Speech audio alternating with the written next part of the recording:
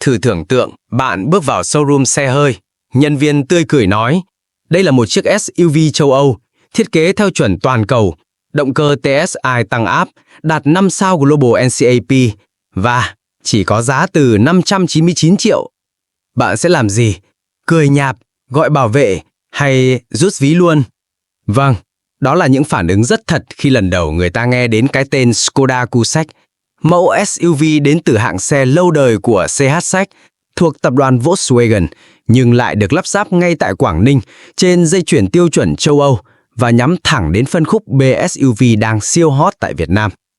Tên nghe có vẻ như một món ăn vùng Trung Á, nhưng Kushaq thực chất lấy cảm hứng từ chữ Kusak, nghĩa là vua trong tiếng Phạn.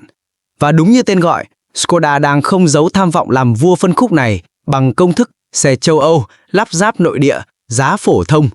Mức giá khởi điểm 599 triệu đồng không chỉ gây sốc, mà còn đặt dấu hỏi rất lớn cho đám đối thủ như Hyundai Creta, Kia Seltos hay thậm chí cả HR-V.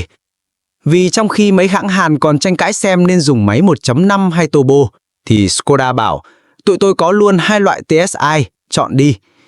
Chiếc xe được định hướng rõ ràng cho thị trường Việt Nam, không chỉ về giá mà còn ở cách cấu hình. Không nhồi option giả sang mà đầu tư đúng những thứ giúp xe chạy ngon, giữ giá tốt, an toàn thật sự. Như thể Škoda đang nói, tôi không cần gương chỉnh điện gập khi nháy mắt, tôi cần máy tăng áp chạy mượt và gầm cao không kêu. Ở cái thời đại mà xe gầm cao mọc lên như nấm sau mưa, thì Škoda chọn con đường khác, lấy cái danh Made in Europe và hiện thực hóa nó ngay tại Việt Nam. Một cú đâm thẳng vào tâm lý người mua đang dần ngán các mẫu xe copy-paste động cơ và option kiểu Hàn Quốc. Kết quả, Kushaq chính là chiếc xe mà khi bạn nhắc đến sẽ có người hỏi, ủa, Škoda là hãng nào? Xe Đức đấy, con cháu Volkswagen. Ủa, mà sao rẻ vậy? Vì nó được ráp ở Việt Nam nhưng chuẩn châu Âu. Lúc đó bạn chỉ cần nhìn họ và cười. Cái gì ngon thì ít người biết trước bạn ơi. Đầu tiên, hãy nhìn mặt tiền của Kushaq. Không quá bóng bẩy như Seltos, không điệu đà kiểu HR-V, mà nó lạnh như mấy thằng châu Âu đang đứng trong tuyết mặc áo thun. Và đó chính là cái chất Škoda. Lưới tản nhiệt hình butterfly đặc trưng, viền chrome dày, logo Škoda ở chính giữa. Không cầu kỳ nhưng gọn gàng như bảng báo giá của đại lý khi bạn vừa chuyển khoản cọc. Cụm đèn pha LED 2 tầng xách lẹm, đèn định vị DRL ở trên, đèn chiếu sáng ở dưới. Nhưng kiểu này, chắc chắn ai đi ngược chiều cũng phải liếc. Ủa, xe gì lạ vậy? Còn bạn thì thủng thẳng đáp, châu Âu đâu anh? Cản trước với các đường cắt sắc sảo, nhìn ngang mặt là thấy dưới 600 triệu mà gân guác như ghim thủ, không hề lỏng lẻo như mấy mẫu xe Trung Quốc mượn gen Đức. Về kích thước, Kushaq dài 4.225mm, rộng 1.760mm, cao 1.612mm, trục cơ sở 2.651mm. Gọn đủ để lượn phố Hà Nội, nhưng dài hơn Seltos, gần bằng HR-V, tạo không gian nội thất rộng rãi. Gầm xe cao 188mm, leo vỉa hè, chạy đường quê, không phải cúi xuống sợ cạ gầm như sedan hạng B. Thân xe với gân dập nổi từ trước ra sau, tay nắm cửa cùng màu thân xe, mâm hợp kim 17 inch thiết kế 2 tông màu, đủ độ cool để mấy anh chạy xe Nhật cạnh bên phải kéo kính xuống ngó thử. Màu cam Phoenix, đặc trưng trên bản cao nhìn rất Tây, một kiểu cam không chói chang như lễ hội, mà kiểu tôi mặc vest cam vì tôi biết mình đẹp trai. Ở phía sau, đèn hậu LED với đồ họa chữ L, có giải phản quang nối liền, vừa tăng nhận diện vừa tạo hiệu ứng kéo ngang, giúp xe nhìn bề thế hơn. Và bạn biết không, cái giải phản quang đó không phải để làm cảnh, nó nằm chính xác ở vị trí khiến người đi sau phải nhìn, và nhìn lâu. Tổng thể, ngoại hình Kushaq mang đúng chất SUV đô thị châu Âu, không thừa không thiếu, không quá phô trương, nhưng cũng không mờ nhạt, kiểu như một người đàn ông mặc sơ mi trắng, không ai hét lên, quá đẹp, nhưng đi đến đâu cũng toát ra khí chất không thể lẫn. Vậy nên, nếu bạn đang tìm chiếc SUV vừa gọn đô thị, vừa cứng đi tỉnh, Kushaq sẵn sàng nói, tôi không nổi bật vì màu mè, tôi nổi bật vì tôi không cần cố gắng. Giờ thì mở cửa bước vào cabin, bạn sẽ thấy ngay, Kushaq không cố gắng chiều chuộng bằng chiều trò. Không có đèn ambient đổi màu theo tâm trạng, không có bàn chải massage nâng ghế, nhưng lại có những thứ mà bạn thực sự cần mỗi ngày. Vô lăng, hai chấu, đáy vát, bọc da, cầm vừa tay, cụm nút điều khiển cảm ứng chạm cực clean, không nhấn lạch cạch như mấy xe bình dân. Cảm giác sang nhẹ mà không cố làm sang. Bảng đồng hồ sau vô lăng, không full digital kiểu chới trội, nhưng cũng không quá cổ điển. Màn hình đa thông tin trung tâm rõ nét, kèm hai đồng hồ cơ truyền thống, kiểu kết hợp giữa người Đức thích tính toán và người Việt thích dễ nhìn. Chuyển sang trung tâm, Kushaq được trang bị màn hình cảm ứng 10 inch, hỗ trợ Apple CarPlay và Android Auto không dây. Điều này tức là bạn chỉ cần bước vào xe, điện thoại tự kết nối, bản đồ bật sẵn, không cần cắm sợi dây dài ngoằng như sợi mì gói. Hệ thống điều hòa, tự động, một vùng, nhưng lại có tính năng lọc bụi mịn PM 2.5, cực kỳ hữu ích ở các đô thị như Hà Nội hay thành phố Hồ Chí Minh. Điều khiển điều hòa là giải cảm ứng, nhìn thì xịn, nhưng dùng ban đầu sẽ hơi loay hoay như bạn trai lần đầu chạm vào. Điều khiển máy giặt, ghế ngồi, bọc da, ôm người vừa đủ, có thông gió ghế trước, một tính năng hiếm hoi trong phân khúc này, cực kỳ hữu dụng vào những ngày nắng Sài Gòn nóng tới mức tan cả kem chống nắng làm tự phân cá sấu. Không gian tổng thể, trục cơ sở 2651mm mang lại chỗ để chân thoải mái cho hàng ghế sau, một lợi thế hiếm thấy trong các SUV hạng B vốn thường bị ăn bớt phía sau. Hàng ghế sau cũng có bệ tì tay, cửa gió điều hòa và cổng sạc USB-C, không thiếu sót gì cho hành khách phía sau. Cốp sau, dung tích 385 lít, đủ cho 2 vali to và vài túi xách. Nếu bạn đi du lịch kiểu thùng mì gói và cây đàn guitar thì vẫn dư chỗ để nhét thêm mơ. Nói cách khác, nội thất của Kushaq giống như một căn hộ studio thiết kế Bắc Âu, không rườm rà nhưng đủ size và đặc biệt không khiến bạn mệt đầu. Bạn không cần một cabin biết thay đổi ánh sáng theo playlist nhạc, bạn cần một không gian khiến bạn nghĩ xe này hợp với tôi thật.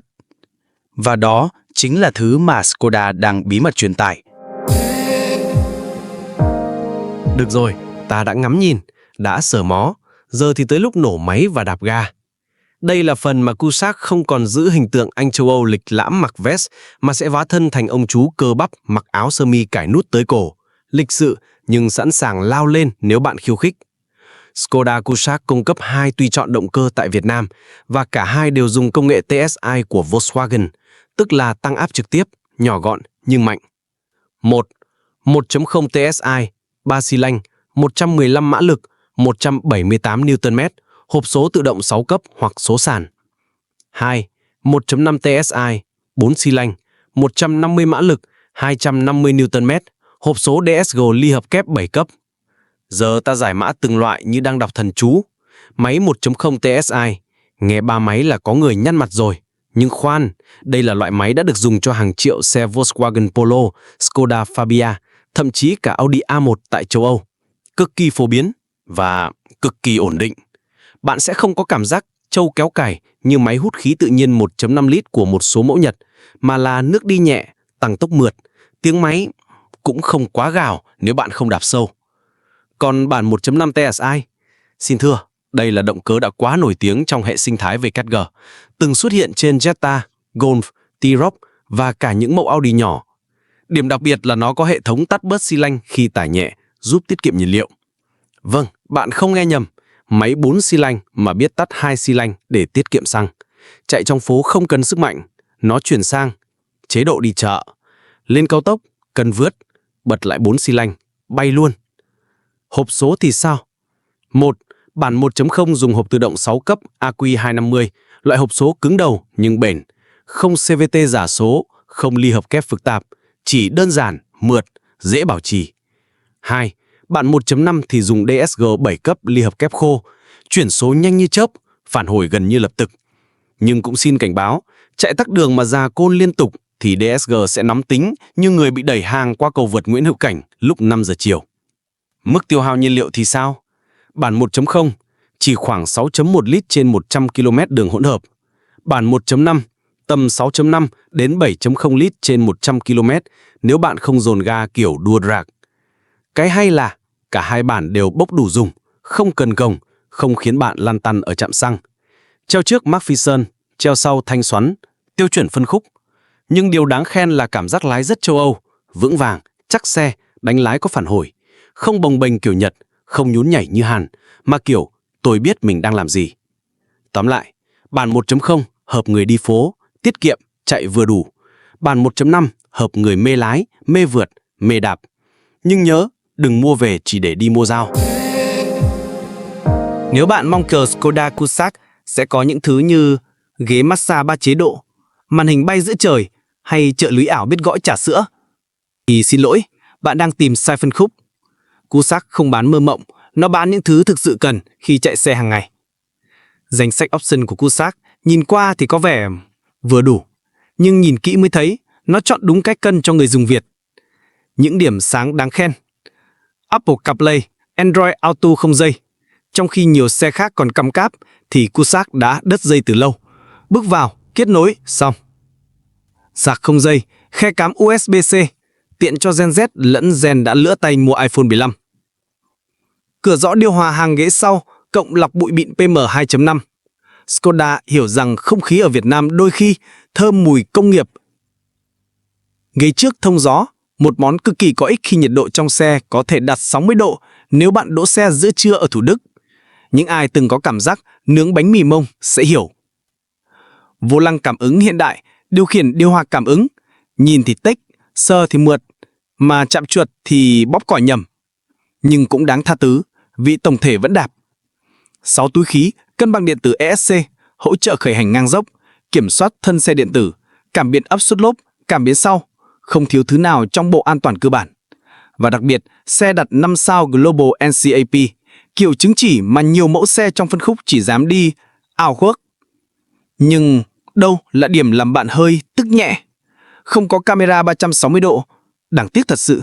Dù thân xe nhỏ gọn, nhưng rõ ràng người mua đô thị sẽ thấy thiếu con mắt toàn cảnh khi dắt xe ra khỏi hẻm 2,5 mét.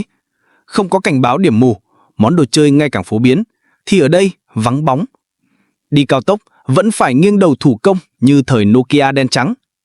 Không có cửa sổ trời, đối với người thích mở nóc ra để gió vào lồng ngực, thì Kusak sẽ khiến bạn phải tự gắn quạt USB lên trần. Bây giờ, đến phần mà ai cũng chăm chú như đọc bảng lương cuối tháng, giá bán. Skoda Kusak mở bán tại Việt Nam với giá khởi điểm từ 599 triệu đồng.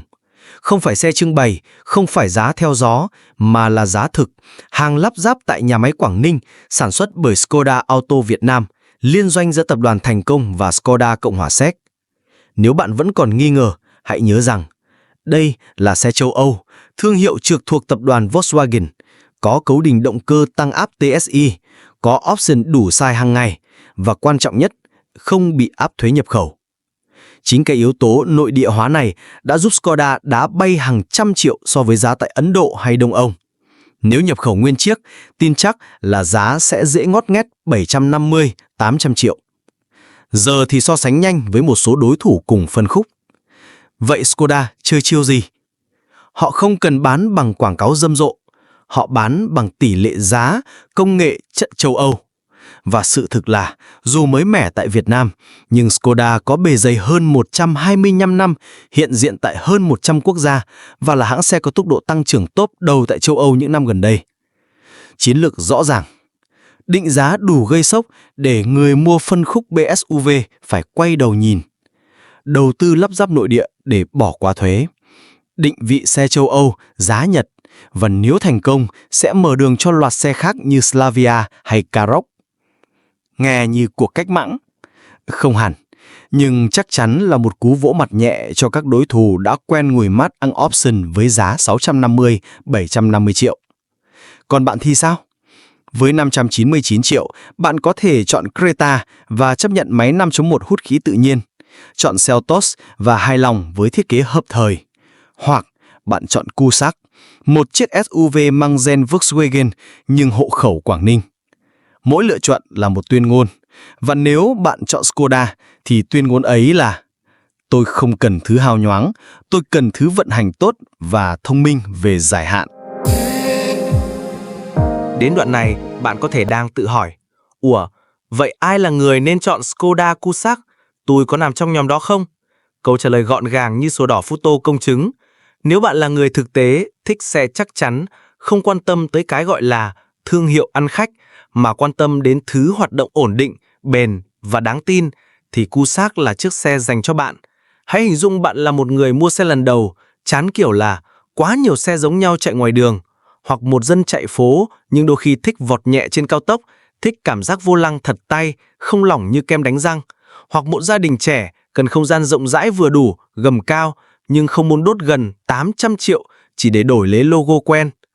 Với Cusack, bạn đang mua một chiếc xe có nền tảng từ Đức, sản xuất bởi người Việt, bảo hành 5 năm, vận hành chắc chắn và tiết kiệm nhiên liệu thực tế, chứ không phải quảng cáo 4,5 lít trên 100 km nhưng chạy thật như uống sữa bột pha loãng. Bạn cũng đang nói không với màu mè phô trương, thương hiệu hot TikTok, xe bán chạy chỉ vì nhiều người mua trước đã mua. Thay vào đó, bạn chọn một món ngon bị bỏ quên, kiểu như quán cơm tấm trong hẻm nhỏ, không quảng cáo, không đèn led, nhưng sườn nướng luôn đều tay, nước mắm pha vừa miệng, và cô chủ nhớ tên bạn sau lần ghé thứ 3. Tất nhiên, Cusack không dành cho người thích khoe xe có hất, camera 360 hay quay ghế như Rolls-Royce, nhưng nó dành cho người hiểu rằng xe là thứ để sử dụng, không phải trưng bày. Và nếu bạn còn đang lăn tăn, thì câu hỏi cuối cùng là: bạn muốn một chiếc SUV để thỏa mãn đám đông hay để phục vụ chính mình mỗi ngày? Nếu câu trả lời là vế sau, hãy đến showroom Skoda gần nhất, còn nếu chưa có, đợi xíu, người ta đang mở thêm đấy. Cảm ơn anh em đã xem hết video hôm nay cùng Ango News, nơi những chiếc xe không nổi bật vì màu sơn, mà vì cái đầu lạnh và trái tim sắt thép. Đừng quên like, subscribe và comment ngay bên dưới. Liệu bạn có dám mua xe châu Âu lắp ở Việt Nam hay vẫn chọn an toàn với thương hiệu quen? Hẹn gặp lại trong những video sắp tới, nơi mà xe cộ được bóc kỹ như hóa đơn tiền điện tháng nắng đỉnh điểm.